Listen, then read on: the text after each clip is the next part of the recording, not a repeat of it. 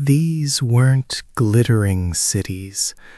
They were muddy, desperate outposts, populated by men who had nothing to lose but the few brittle sticks of firewood warming their miserable taverns.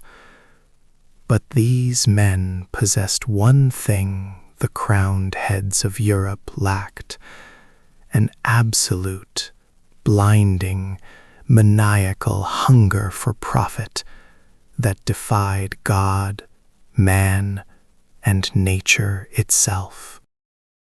They looked out at the churning, gray tempest and saw not certain death, but the shimmering, silver mountains of cash hidden within the seasonal migration of the herring. That fish was the medieval oil, the liquid gold of the north, and whoever controlled its distribution controlled the destiny of Europe. The stakes were so high, the risk so paralyzing, that failure didn't mean bankruptcy. It meant the long, slow, agonizing death by frostbite, or worse, a quick, brutal execution at the hands of the sea wolves, the pirates who ruled those dark waters with axes and iron fists. This was a catastrophe no one saw coming, the birth of the Hanseatic League. It was not founded by decree, but born out of pure, unadulterated terror and necessity. Every voyage was a gamble where the house always won, and the house was the North Sea itself. Picture the docks of Lübeck on a raw December morning.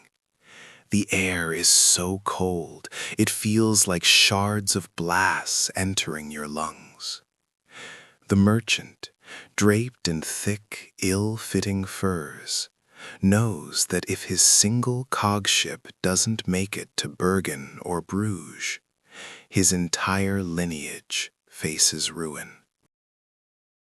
He knows that lurking just beyond the sight lines of the Coast Guard, if such a rudimentary force even exists, are the monstrous ships of the dreaded Vitalian brooder, pirates who would rather sink a vessel for sport than take its cargo for profit. The world was utterly lawless, a true Wild West of the waves, and the established rulers offered no protection whatsoever. The local dukes were too weak, the Holy Roman Emperor too distant, and the powerful Scandinavian kings viewed these upstart German towns with barely concealed contempt and simmering jealousy. They saw them as temporary fleas that could be crushed whenever it suited royal convenience. But the merchants, these pragmatic, hard-eyed survivors, understood a fundamental truth that changed everything. Individually, they were nothing. Together, they could be an empire made of timber, rope, and ledger books. This initial, tentative idea that sharing risk and pooling resources was the only path to survival was the quiet explosion that triggered the greatest economic revolution of the Middle Ages. They realized that a coordinated network of trade settlements, bound by shared legal codes and mutual defense, could effectively nullify the power of kings and the terror of the sea. It was an act of breathtaking, audacious brilliance, rooted in the deepest human desperation. Imagine the scene: two men, perhaps in a smoky tavern in Hamburg, sharing cheap ale and swapping horror stories of lost ships, realizing that their mutual hatred of the cold, the pirates, and the tax-hungry nobility was stronger than any national loyalty. They decided, in that moment, to forge a secret, ironclad pact. This wasn't a treaty signed with fanfare. It was a desperate handshake sealed by the promise of overwhelming retaliatory violence if one of them were harmed.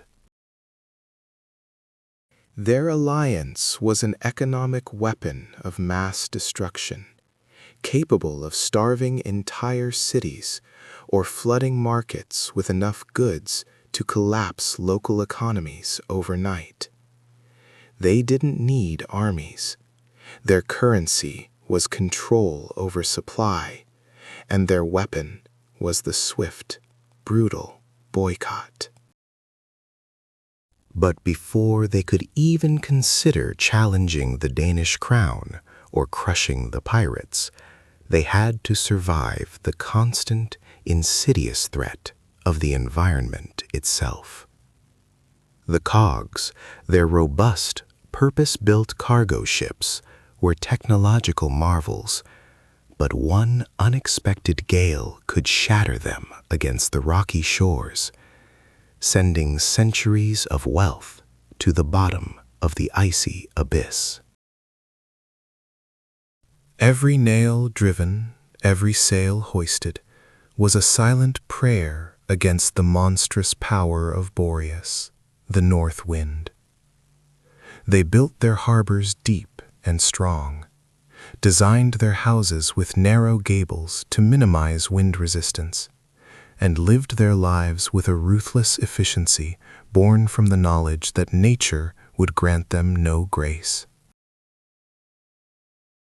This initial stage, the founding era around 1250, was defined by this terrifying balance: the relentless pressure of the cold, the ever-present shadow of the pirate fleet, and the intoxicating, unimaginable promise of the wealth that lay just beyond the horizon. It was a race against time and ice, where the losers were simply erased from history.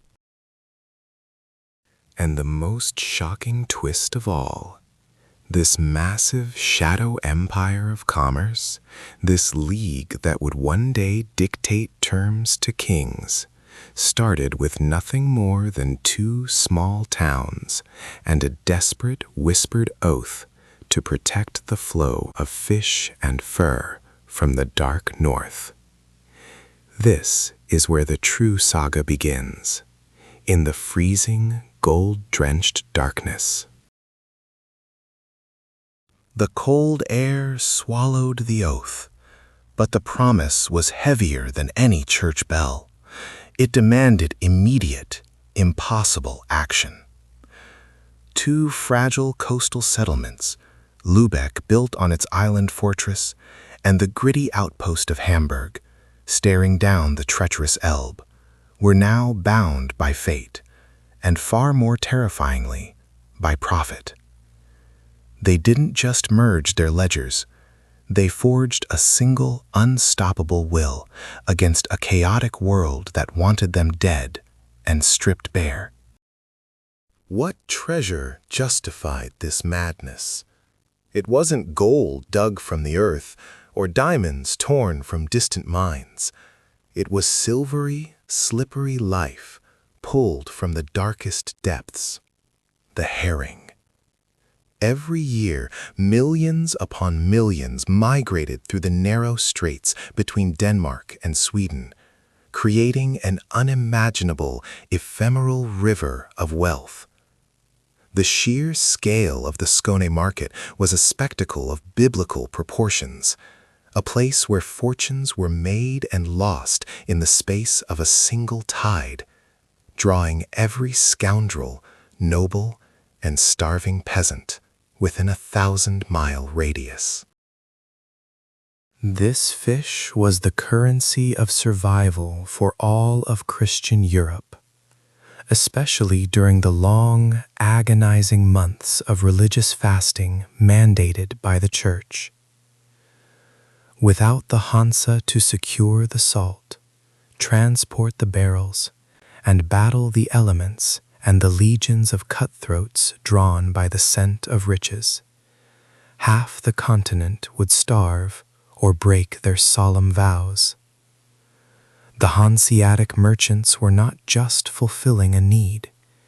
They were guaranteeing the moral and physical survival of Europe, and they knew exactly how much that was worth. But the herring was useless without the white gold, salt. This wasn't some minor seasoning. It was the ultimate tool of preservation, the magical agent that turned perishable life into eternal wealth, mined far inland in the fabled depths of Lunenburg.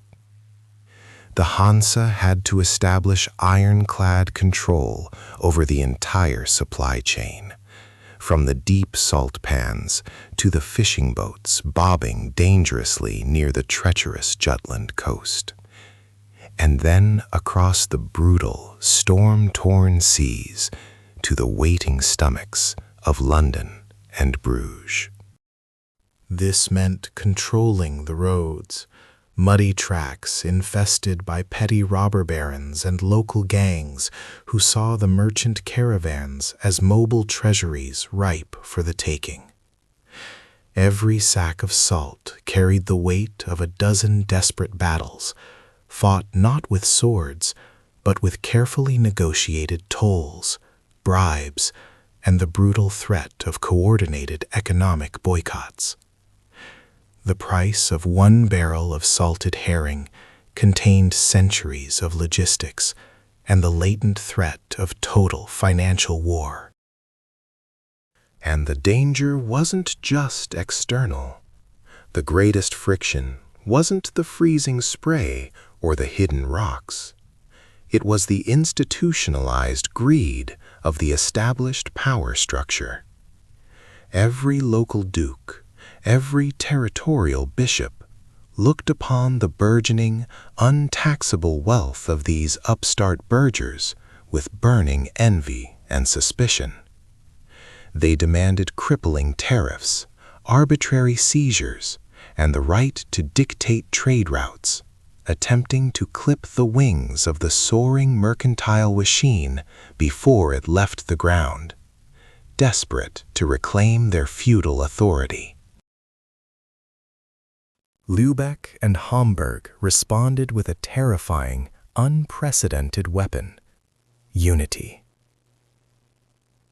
If a duke in Mecklenburg dared to seize a single barrel of Lunenburg salt or detain a single Hanseatic cog, the entire network would immediately shut down his ports, starve his people of essential grain, and watch his meager localized economy collapse into chaos within weeks. No single local lord, no matter how armored, could withstand this economic tsunami. The power of the collective ledger was far stronger than the strength of any castle wall. The initial spark quickly became a wildfire, consuming the entire Baltic coast.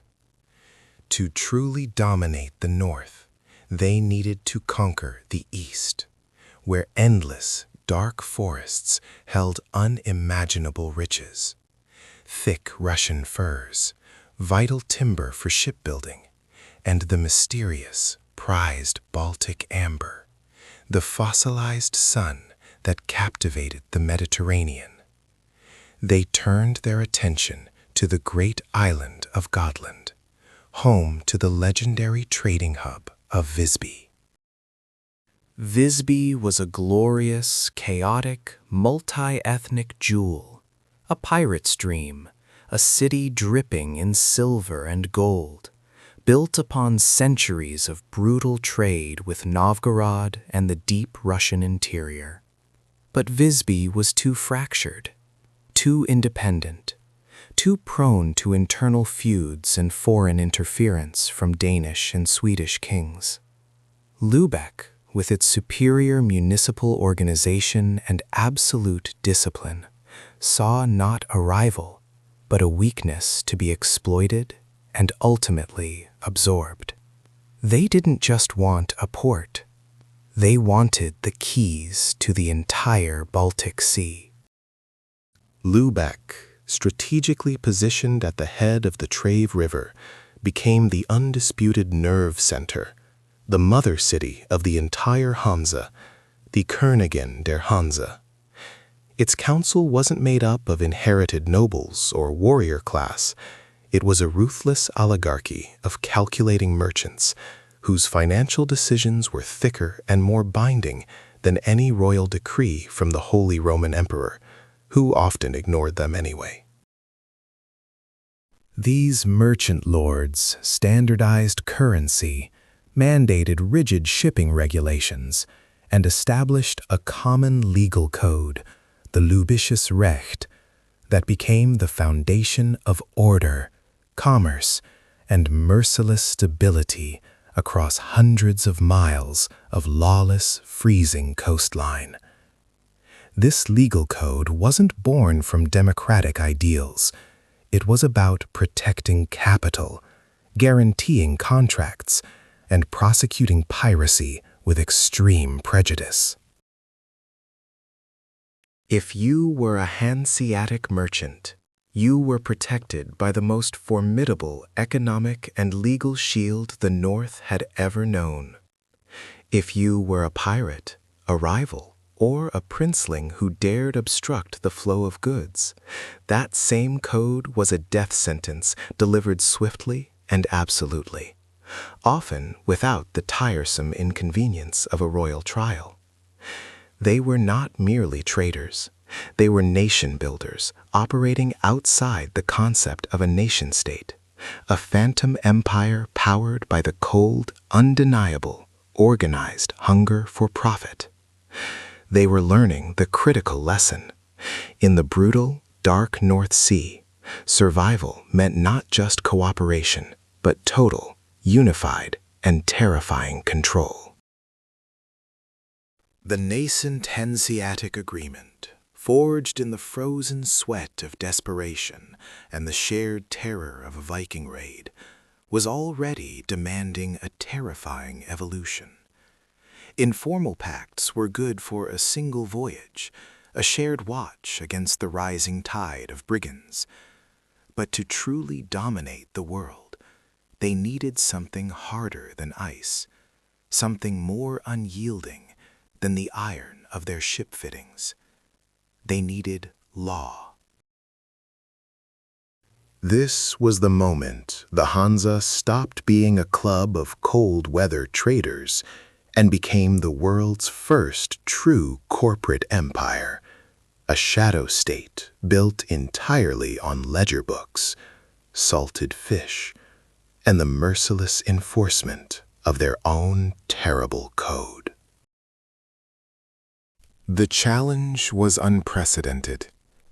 How do you govern a sprawling network of towns separated by hundreds of leagues of savage, pirate-infested water and resentful royal territories without a single king, a standing army, or even a centralized capital? Their answer was ruthless and brilliantly efficient: the contours. These were not just trading posts. These were fortified economic embassies, self-governing islands of Hanseatic law dropped deep into hostile foreign lands.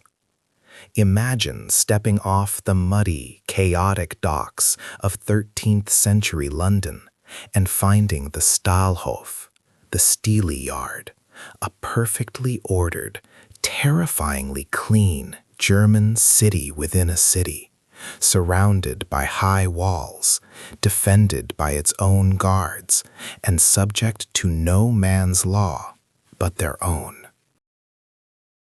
In Bruges, the nerve center of textile exchange, they dictated prices with an invisible hand of iron. In Bergen, Norway, they controlled the stockfish monopoly, turning dried cod into staggering fortunes. But the most crucial, the most legendary, the most utterly brutal contour of all was Peterhof, planted like a defiant sword in the chaotic, dangerous heart of Russia. Novgorod. Novgorod was the gateway to the east, the source of the furs, sable, ermine, fox, that clothed the aristocracy of Europe, and the wax necessary for every single church candle across the continent. This was where the true, vast, unbelievable wealth lay. But to get it, the Hansa merchants lived under near-siege conditions, barred from interacting with the local populace outside of strict, terrifyingly regulated business hours. They were locked into their fortress at night, their lives depending on the absolute loyalty of their brethren and the strength of their walls. A single rogue merchant, a single deviation from the Hanseatic code could mean not just ruin, but a swift, brutal execution by the enraged Russian princes who hated their economic chokehold. The Hanse's genius was that they understood that power wasn't solely about territory, it was about indispensable commodities. And in 1250 CE, the single most indispensable commodity in all of Europe wasn't gold, wasn't silver, it was protein. It was the salted herring, the silver of the sea, the mandatory sustenance for a continent observing hundreds of days of mandatory Catholic fasting.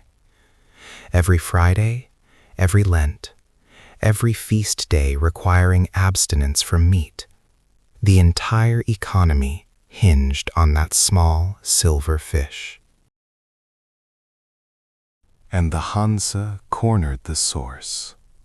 Off the shores of Scania, where the Baltic Sea narrowed, the herring migration was so thick, so astronomically massive, that fishermen could practically scoop them from the water with baskets. It was a seasonal, chaotic, brutal gold rush, attracting every profiteer, every criminal, and every desperate peasant in Northern Europe. The Hansa didn't just fish there, they owned the salt, they owned the barrels, they owned the process. They established massive temporary cities, known as the Schonenmärkte, solely dedicated to salting and barrel packing the harvest. They brought in hundreds of tons of salt from Lüneburg, transforming the chaotic Scania coast into the most important economic hub on Earth for 3 months of the year. The stench of brine and fish guts was overwhelming. The work was backbreaking, but the profit margins were so staggering they beggar belief. Every barrel of Hansa-branded herring was a guaranteed sale, a certified quality product that could feed armies and sustain entire cities through the long winter. If a local king dared to raise a tariff, or a local pirate dared to touch a Hanseatic cog, the response was immediate, terrifying, and total. They didn't declare war with swords, they declared war with silence. The Hansa would simply stop trading. No timber for ships, no grain for bread, no salt for preservation, no furs for warmth. Entire cities, even kingdoms, would suddenly find their economies grinding to a catastrophic halt, their harbors empty, their citizens starving. This was the infamous Hansa embargo, a weapon far more devastating than any cannon, deployed with cold, surgical precision. The lesson was learned swiftly and brutally across the northern kingdoms. You do not, under any circumstances, anger the merchants of the North Sea. They demanded absolute loyalty, not just from the founding cities, Lübeck, Hamburg, Bremen, but from every town that wanted a share of the unimaginable herring wealth. The agreements were codified, the rules were set in stone. Trade only with Hansa members, adhere strictly to quality controls, and above all, unite against all others. Their power was not derived from noble birth or divine right.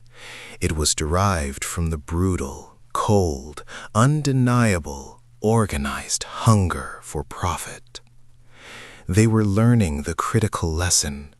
In the brutal, dark North Sea, survival meant not just cooperation, but total, unified, and terrifying control, enforced by economic annihilation. The age of the merchant king had begun, hidden in plain sight behind a wall of salted fish and foreign fortifications. The contours stood as silent, imposing monoliths, monuments to the fact that money, organized correctly, could conquer the world more effectively than any crusader or emperor. And inside their walls, the ledgers grew heavy with the promise of absolute dominion. The ledgers were finished, bound in heavy leather, their pages filled not with ink, but with the chilling arithmetic of conquest. The merchants of Lübeck, the hardliners of Hamburg, and the desperate souls of Visby realized that holding the power was nothing if they didn't project it. The local docks were too small for their ambition, the local waters too safe for their greed. They needed to plant their flags, not physical banners, but ruthless bureaucratic outposts in the very heart of their enemies' lands, creating islands of absolute Teutonic efficiency, surrounded by seas of chaos and envy. This was the birth of the contour, the trading factory, the fortress of finance. It was an idea so audacious, so utterly cold-blooded, that it should have failed immediately. Yet, it became the steel spine of the rising Hanseatic League. It was here, miles from home, that the young, unmarried factors, the dedicated soldiers of the ledger, lived lives of monastic devotion to profit, sworn off local vices, dedicated only to the sacred flow of cod, salt, and furs. 4 such fortresses stood out, the undisputed pillars upon which the entire economic world of the North would soon rest. Bergen, the gateway to the Norwegian cod mountains. Bruges, the velvet epicenter of Flemish textile wealth. London, the unpredictable port across the stormy channel. And the most terrifying of all, Novgorod, deep in the frozen wilds of the Rus. Imagine the Peterhof in Novgorod, a wooden cage in the midst of a hostile, snow-swept land, surrounded by suspicious princes and vast, empty forests, teeming with wolves and bandits. The factors stationed there were men who knew they might never see the Baltic Sea again, sealed off for months by the merciless winter. Their wealth was incomprehensible. Mountains of Siberian squirrel and ermine pelts, beeswax and honey. But their existence was a cold, constant vigil against sudden slaughter. Their only protection the formidable reputation of the Hansa's swift and ruinous retribution. Any attack on the Peterhof was considered an act of war against every single town from Rostock to Riga. A lesson learned quickly and violently by any local prince foolish enough to attempt expropriation. Contrast this brutal isolation with Bruges, the jewel box of the West. Here, the challenge was not survival against the elements, but survival against staggering, tempting luxury. The Hanseatic contour in Bruges was a monument to order amidst a bustling metropolis of silks and spices. Yet the Flemish merchants, masters of their own destiny, resented the German intrusion, their strict rules, and their absolute refusal to pay local tariffs they deemed unfair. The Hansa factors lived under rules more stringent than any monastery. No socializing with local women, no gambling, no consumption of expensive wines. Every penny was accounted for, every minute dedicated to maximizing the terrifying velocity of capital. They were economic automatons, designed purely for the cold extraction of value. This required a relentless standardization that was utterly foreign to the fragmented, feudal medieval world. To move vast quantities of salt from Lüneburg to Bergen, and then furs from Novgorod to Bruges, the Hansa had to invent logistics on a continental scale.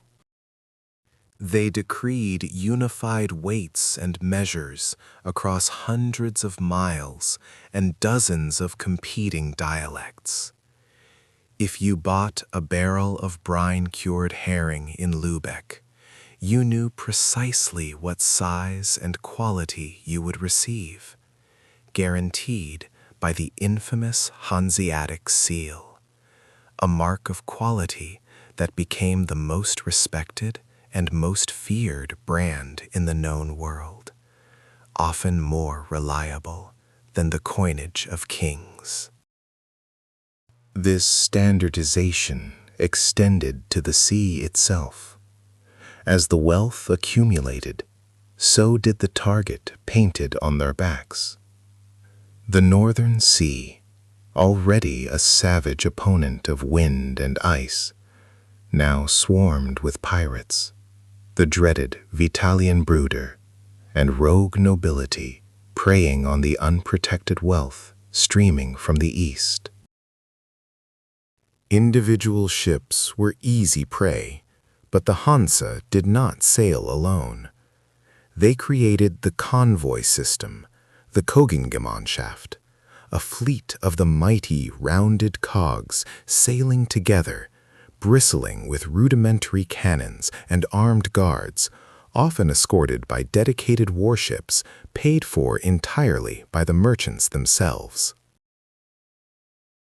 This was organized self-defense on a scale no royal navy outside of perhaps England had yet mastered. When a king demanded exorbitant tolls, the Hansa didn't waste time in tedious negotiation. They immediately embargoed. They simply pulled all their ships out of the offending port, shutting down entire economies overnight by starving them of essential goods. The economic pain was immediate, brutal, and undeniable. Kings might command armies, but the Hanseatic League commanded the very air kings breathed, the very salt that preserved their meat, and the very grain that fed their people. They had weaponized scarcity, turning their ledgers into instruments of siege warfare. This economic warfare solidified their internal bond. The individual towns might squabble over market shares or local precedents, but facing an external threat, be it a Danish privateer or an angry Swedish bishop. They closed ranks with the terrifying speed of a well-drilled phalanx, unified by the shared fear of losing their commercial advantage. The ultimate power lay not in the contour or the ships, but in the collective commitment to the common ledger. The fate of a lonely factor freezing in Novgorod was intrinsically tied to the market price of salt cod in London. The system was now self-sustaining, a financial machine demanding ultimate sacrifice and promising unimaginable riches. The only thing left to conquer was the North Sea itself, the most unpredictable, savage partner in their deadly enterprise. The greatest enemy was not the King of England or the greedy Archbishop of Bremen.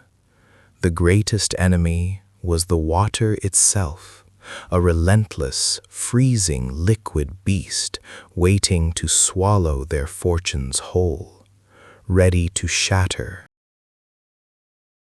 They needed a vessel capable of surviving the worst temper tantrums the North Atlantic could throw at them. Something more than the slender, beautiful Viking longships of old. Vessels only suitable for coastal raiding and fast retreat. The necessity of bulk trade demanded a revolution in naval architecture, a rejection of elegance in favor of brute, uncompromising strength. The answer was the kage, the cog. If the Venetian galley was a sleek, aristocratic dagger slicing through the Mediterranean, the Hanseatic cog was a heavy, square-rigged hammer, blunt and terrifyingly effective, built to absorb punishment and carry mountains of wealth. It was not built for speed. It was built for survival. A floating wall of oak, designed primarily to carry staggering amounts of bulk cargo, salted herring, heavy Baltic timber, and iron. These ships were bathtub-shaped monsters, their massive single mast topped with a square sail, slow but immensely stable in the monstrous choppy waves of the German Bight, riding high over the peaks others dared not approach. The deep, powerful stern-mounted rudder, a relatively new innovation that replaced the inefficient steering oars of older vessels, allowed a single strong steersman to keep the ship pointed directly into the oncoming mountain of water, preventing the catastrophic broadside that meant instant sinking. Every inch of the cog was a compromise between physics and greed. Its flat bottom allowed it to beach easily on the shallow, shifting sands of Frisia and Flanders, vital for loading and unloading in undeveloped ports, where proper jetties were a distant, costly dream. But that same shallow draft made it roll violently in heavy seas, turning the voyage into a grueling, stomach-churning pest of endurance for the crew, who often suffered more from the motion sickness than from the sheer cold. They didn't just sail a North Sea, they endured it. Every single journey, a desperate, agonizing battle against kinetic forces. Survival required more than just wood and canvas, however. It required law. When a ship sinks, who bears the loss? When a captain jettisons valuable cargo to save the hull from capsizing, is he a desperate hero or a thieving fool exploiting a crisis? These questions, simple yet capable of collapsing entire financial empires and inciting town-wide feuds, demanded resolution that transcended the petty jurisdiction of local dukes. The merchants of the nascent Hansa understood that their power structure had to be invisible, codified, and absolute, enforced not by armies, but by the threat of total economic ruin. They began formalizing the rules of engagement, drawing heavily upon the older, established codes of trade, refining them into what would become the legendary Seerechte, the sea laws of Visby and Lübeck. These weren't just lists of penalties for theft. They were the constitution of a sea-born republic, laying the foundation for modern commercial liability.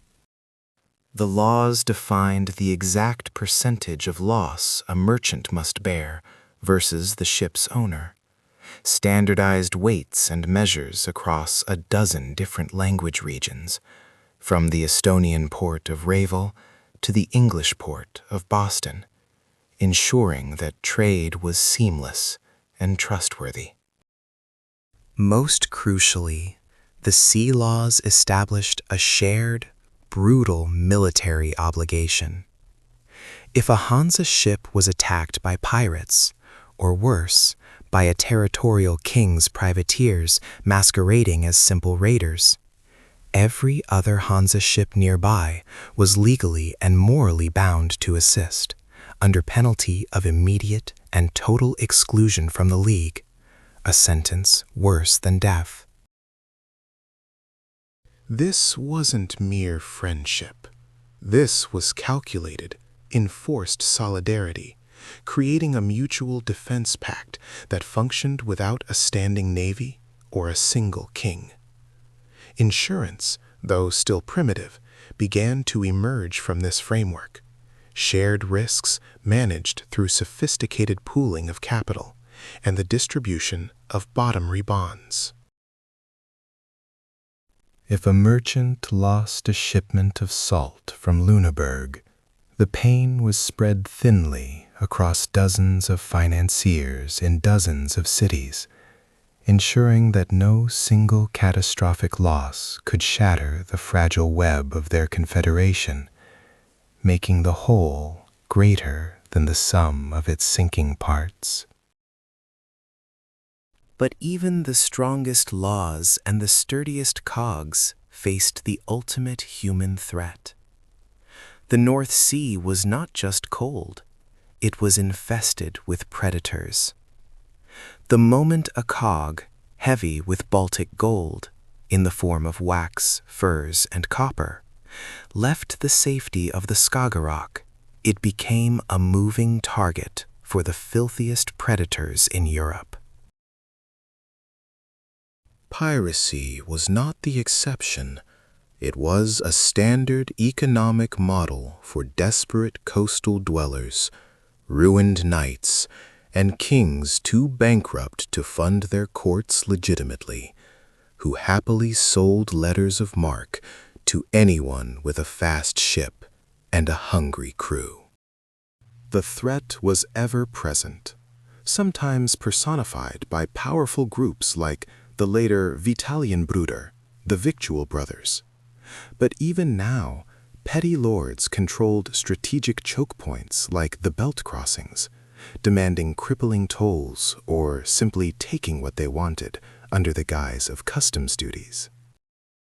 To sail the North Sea was to navigate a corridor lined with teeth, where survival depended entirely on the armed readiness of the crew.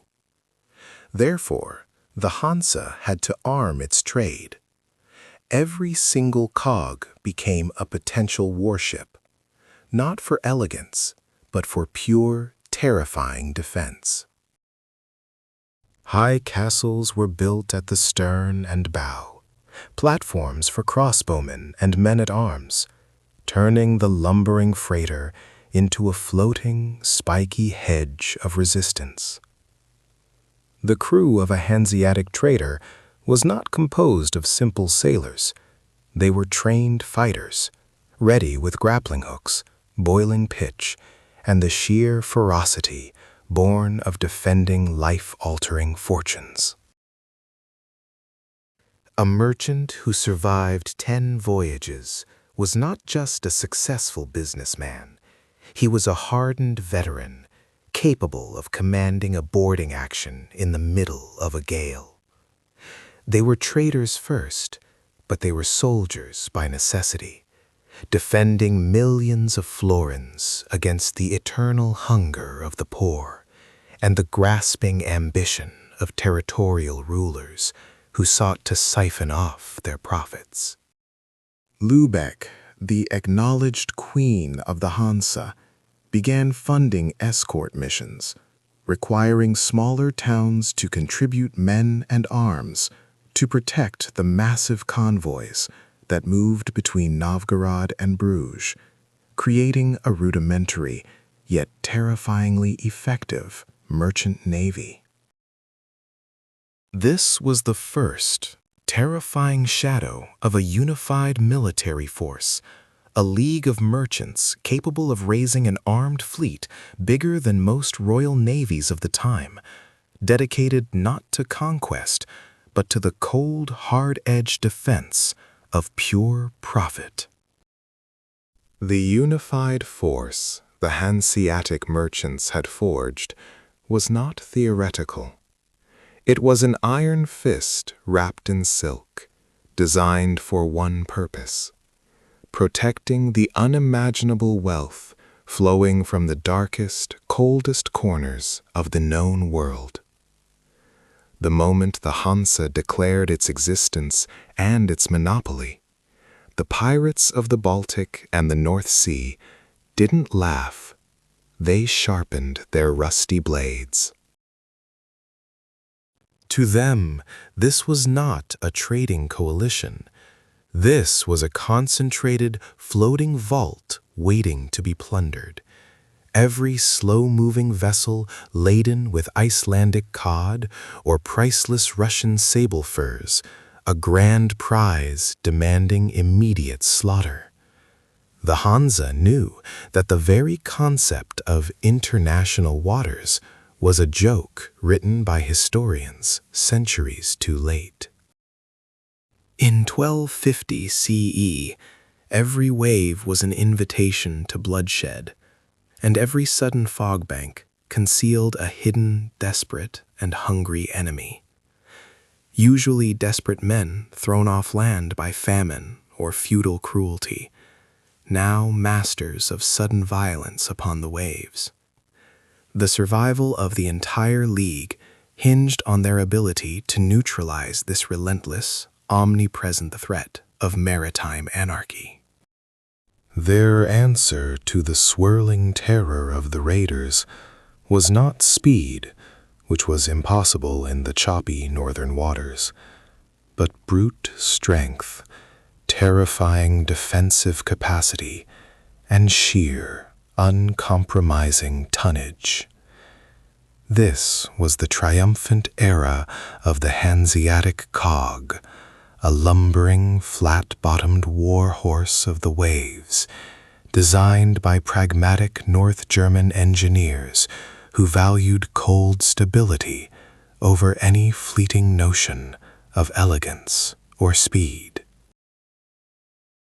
These cogs were floating forts, characterized by their towering fore and aft castles, designed not just for storage, but as elevated firing platforms to rain arrows and stones down upon smaller, faster boarding vessels.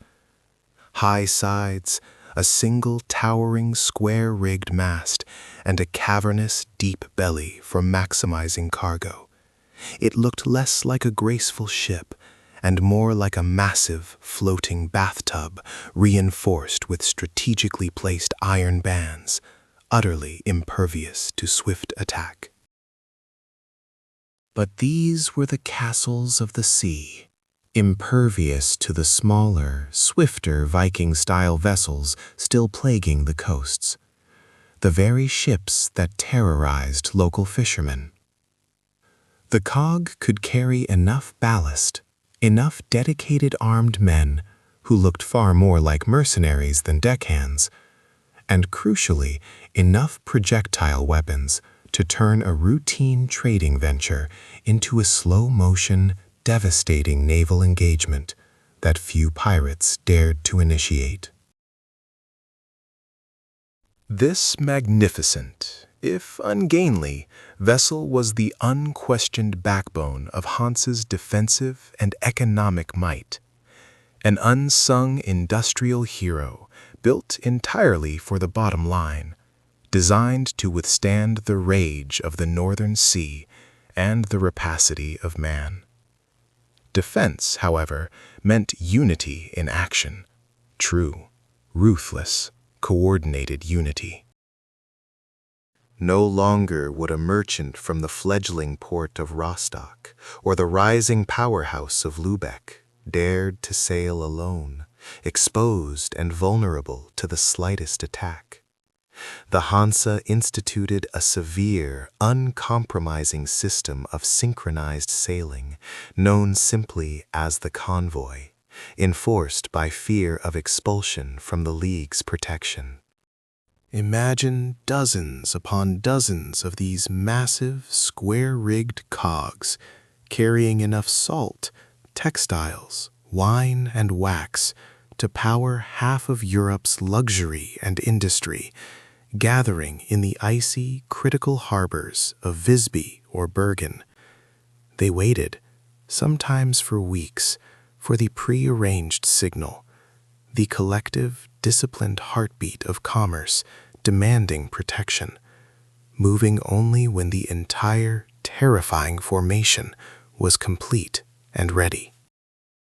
They moved as a monstrous, unstoppable floating block, slower than any single predatory raider, yes, but virtually impenetrable to all but the largest royal fleets.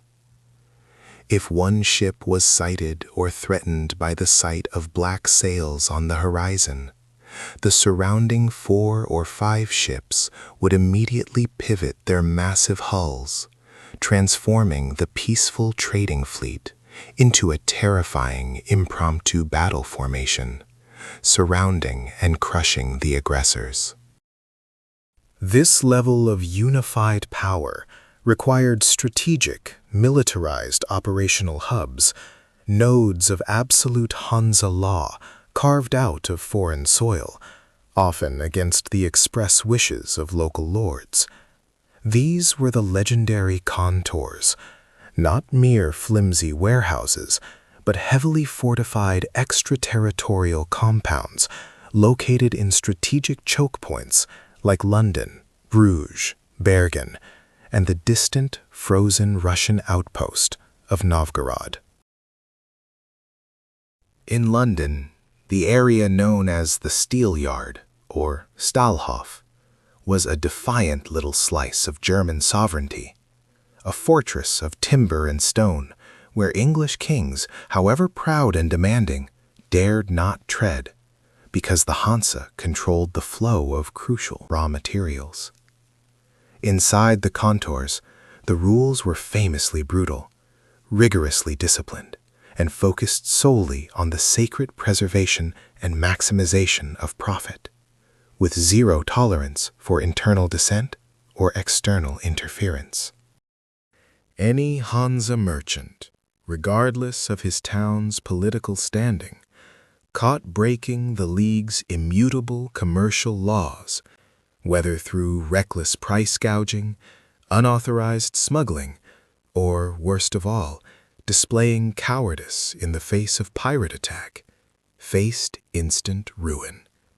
Their goods would be seized, their assets forfeited, and they would be instantly banished forever into the unforgiving, unprotected world outside the League's cold, hard-edged protective fold. This was emphatically not a democracy. This was a ruthless commercial dictatorship, a cold-blooded oligarchy enforced by stern, heavily armed guards and watchmen who often looked much more like career-hired mercenaries than quiet bookkeepers or humble traders.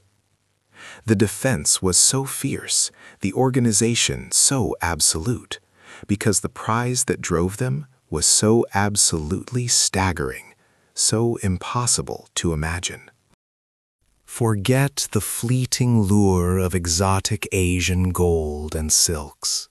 The true, monumental fuel for this burgeoning empire was cold, slimy, silvery fish.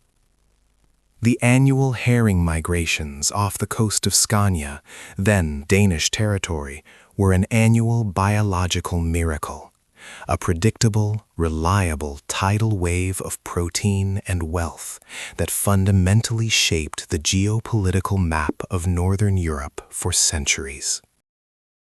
When the herring ran in the Sound, thousands of boats descended upon the area, turning the sea into a moving city of desperation and greed. The Hanseatic towns, particularly those focused on the crucial salt trade necessary for preservation, gained a suffocating stranglehold on this resource, controlling the supply chain from net to final consumer. This wasn't merely fishing or resource extraction. This was the manufacturing of caloric survival for Catholic Europe, perpetually hungry and desperately reliant on meatless Friday meals and Lenten restrictions. Controlling the herring meant controlling the diet, and thus controlling the wealth and internal structure of the entire continent, a power far greater than any king's army. The sheer volume of wealth generated from salted herring and the necessary industrial-scale salt supply from the Lüneburg salt works provided the staggering, necessary capital required to fund their unified war chest. The same chest used to hire the heavy guard details, build the armored cogs, and, increasingly, to buy the loyalty of powerful nobles and the neutrality of petty princes. Kings watched this brazen, undeniable rise of merchant power with venomous envy. Chief among them was the King of Denmark, whose kingdom straddled the very geographic throat of the entire Baltic Sea, the Sound, the only viable gateway to the profitable North Sea. They viewed the Hanse's economic control over Scania and the herring markets not just as an economic threat, but as an existential, national insult. A nation ruled not by blood, lineage, or divine right, but by common tradesmen and their ledger books. Unthinkable. But the moment Denmark tried to assert its ancient royal right to heavily tax, plunder, or simply seize the Hanse fleets passing through their waters, they met a unified wall of cold, organized resistance, unlike anything that weak royal house had faced before. This was not a soft negotiation or a polite request for lower tolls. This was a swift, crushing declaration of commercial warfare that leveraged the geography of their power. The Hanse didn't send nervous diplomats with sealed letters. They sent massive, blockading fleets of armored cogs, ready to shut down the Danish kingdom's access to the vital North Sea trade entirely, effectively strangling their already shaky economy in a matter of crushing weeks. The ruthless merchants had calculated the exact tipping point, where the economic pain they could immediately inflict exceeded any temporary military glory or territorial gain a king might seek.